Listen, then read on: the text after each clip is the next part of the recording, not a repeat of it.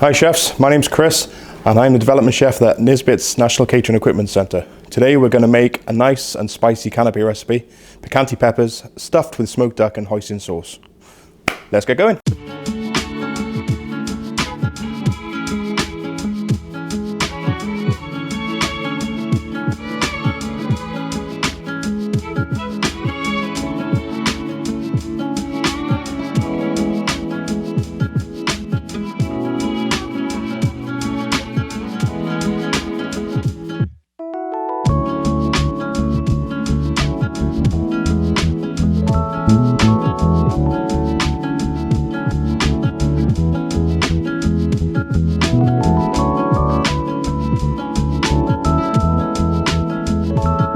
That's it. Thanks for tuning in.